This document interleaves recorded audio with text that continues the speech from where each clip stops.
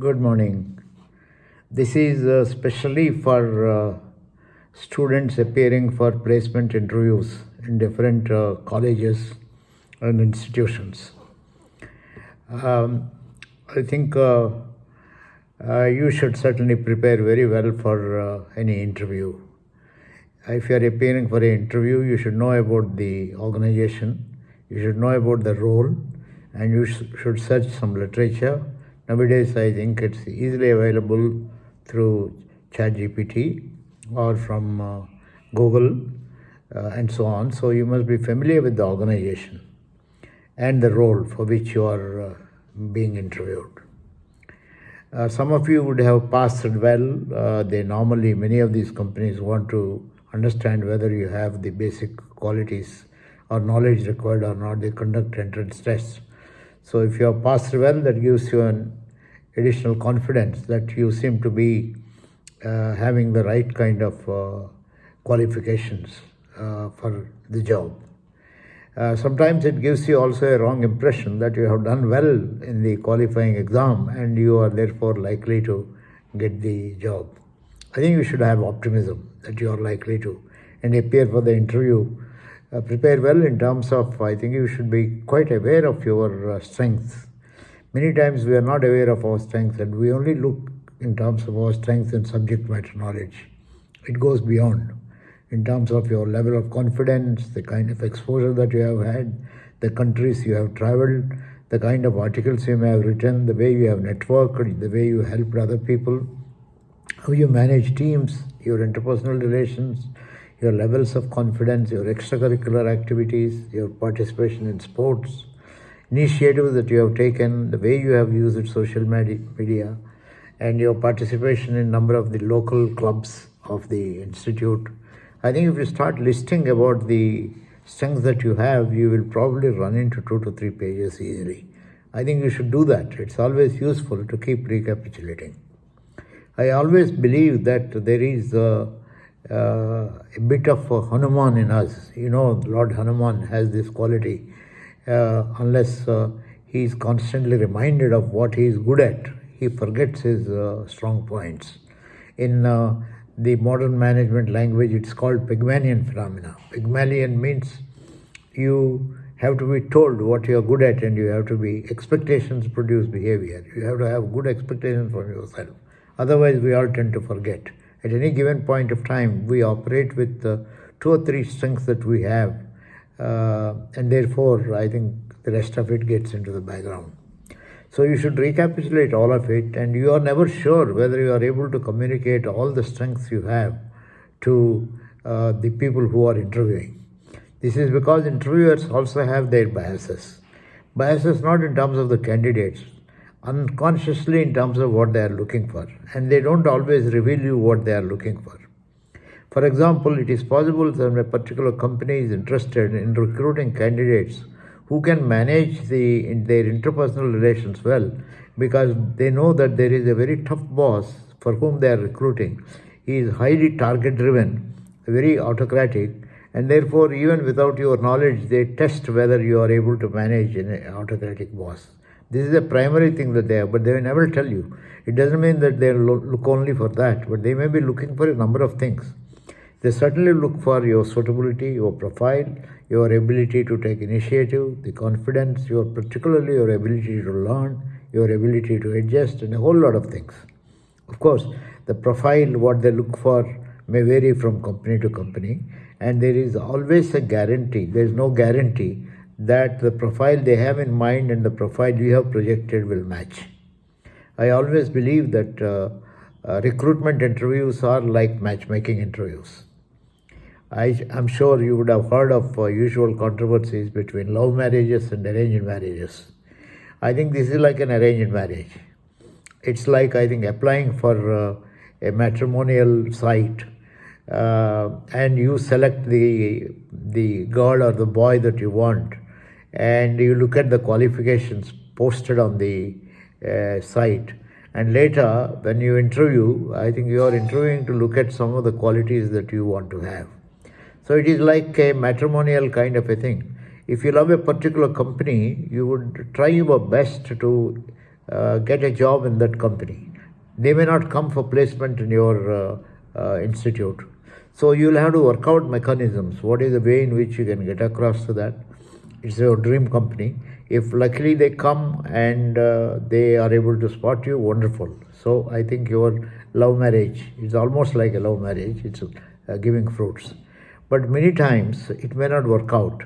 If it doesn't work out, let's say if there are 25 candidates shortlisted and you are only one of them and they only took one candidate or two candidates, 24 have been rejected, it doesn't mean anything for you. All that it means is the profile they were looking for at that point of time did not match your profile.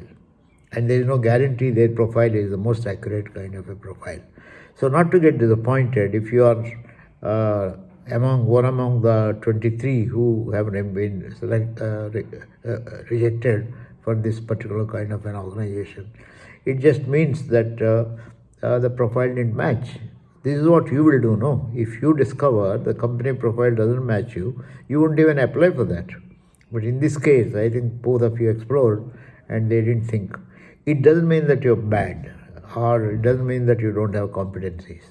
In fact, I think we should thank God that you didn't get selected because you are not likely to fit in there, and good that you have been told that, look, you don't fit into our kind of a company. So look for another. And look for another. It is like matchmaking. You are not very sure, and there is no guarantee. Even if you have finally got recruited there, you will face all the ideal situations you imagined before applying for that particular job.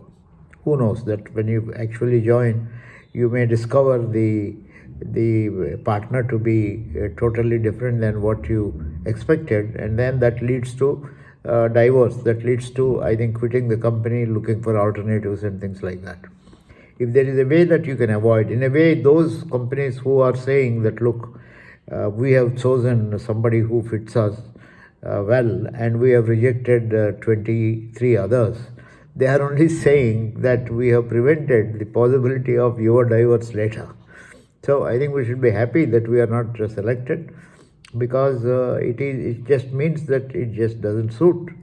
And there is no guarantee. It's not a reflection at all of your competency. It's just a reflection of the chemistry that they were looking for at that point of time. Of course, nobody can guarantee that you would not have made even better person than the person who would have been selected. In fact, those who are rejected sometimes feel that they are much more qualified. You may be qualified, but you may not have actually met the chemistry for which I think the other person is looking for. So, dear students and friends who are appearing for placement interviews, approach that with good preparation, but just don't get disappointed if you are not selected or if you are not in the shortlisted list of candidates and so on. It only means that we have avoided a future disaster. And here, always the company has more information than what you have. They have a lot of information, they don't share, they have a lot of chemistry, and therefore it just doesn't reflect any competency gap in your competency gap has already been tested in terms of the initial test that they have given.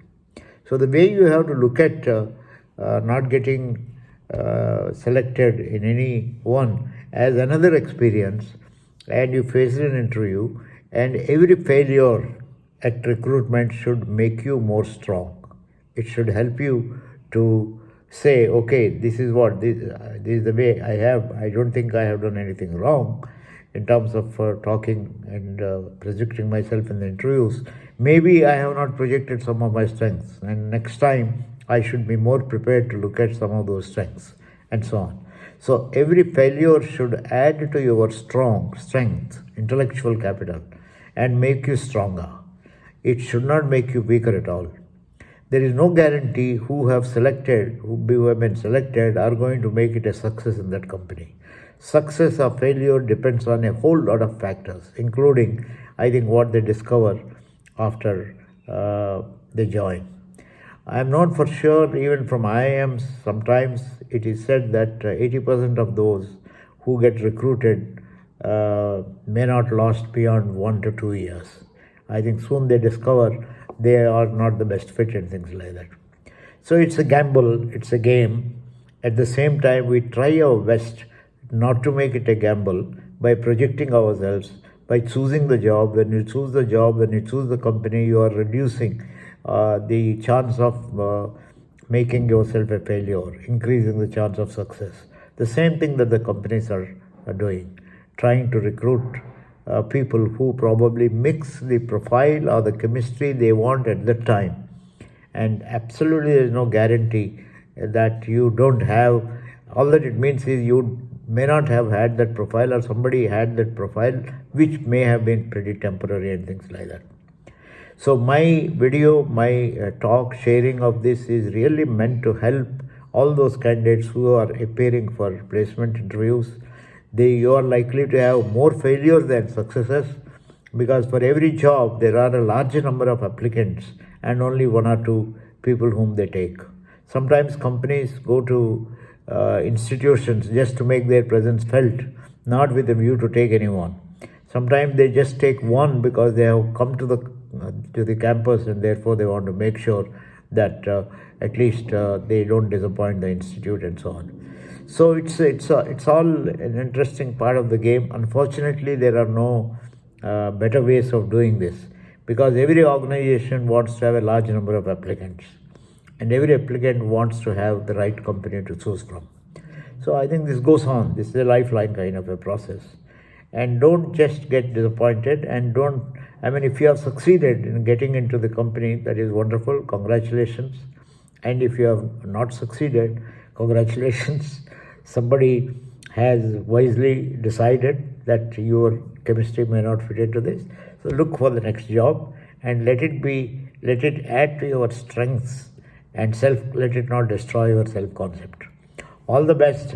I'm sure each one of you will emerge as successful people in your life. Thank you, and all the best.